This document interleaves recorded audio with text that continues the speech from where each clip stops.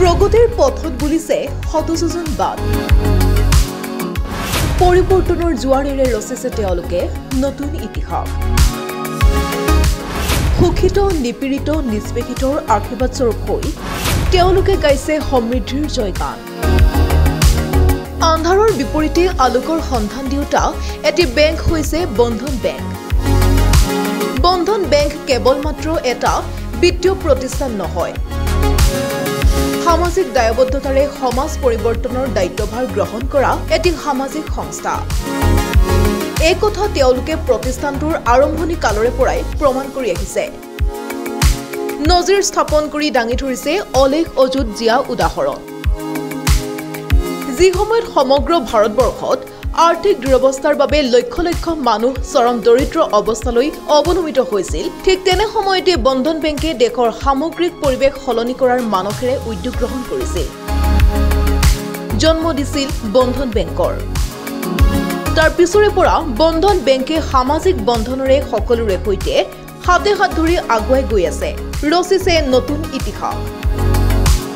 বন্ধন বেংকৰ পৰা ঋণ গ্ৰহণ কৰি কিমানে যে নিজৰ জীৱন সলনি কৰিবলৈ সক্ষম হৈছে তাৰ সীমা সংখ্যা নাই সমগ্ৰ দেশৰ লগতে অসমতো বন্ধন বেংকে ঋণ প্ৰদানৰ ক্ষেত্ৰত বিশেষ কিছুমান ব্যৱস্থা গ্ৰহণ কৰি কঢ়িয়াই আনিছে পৰিৱৰ্তনৰ বাৰ্তা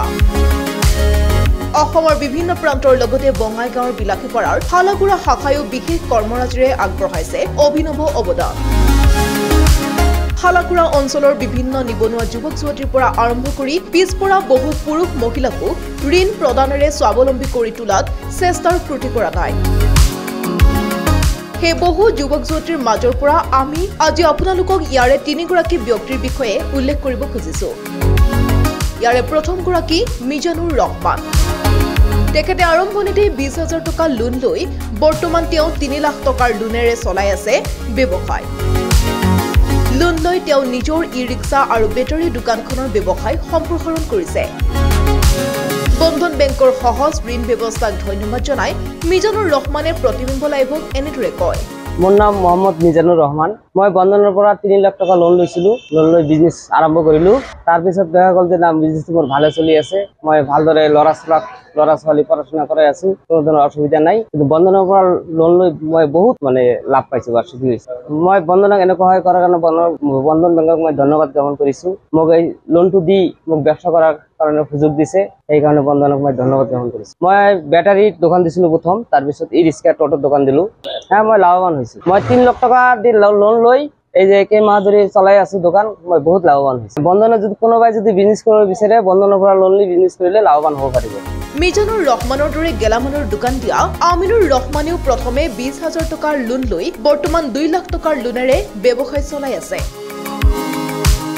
বন্ধন বেংকৰ পৰা সহজে ঋণ পাবলৈ সক্ষম হোৱাত তেওঁ সম্প্ৰসাৰণ কৰিব পাৰিছে ব্যৱসায় আমিনুৰ ৰহমান মই বন্ধনৰ পৰা 2 লাখ টকা মান লৈছো লৈ কিনে মই বিজনেছ কৰি আছো আৰু বিজনেছটো ভালে চলি আছে আৰু আশা কৰো যে আপোনালোকৰ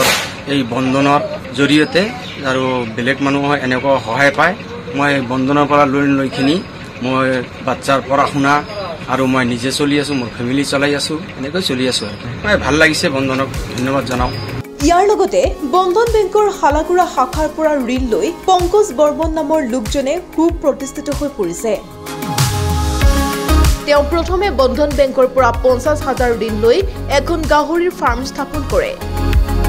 তাৰে পিছত তেওঁ পুনৰ 1 লাখ টকা ঋণ লৈ ফাৰ্মখনক সম্প্ৰসাৰণ কৰি এতিয়া সুন্দৰকৈ নিজৰ ব্যৱসায়ক আগবঢ়াই লৈ গৈছে মোৰ নাম পংকজ বৰ্মন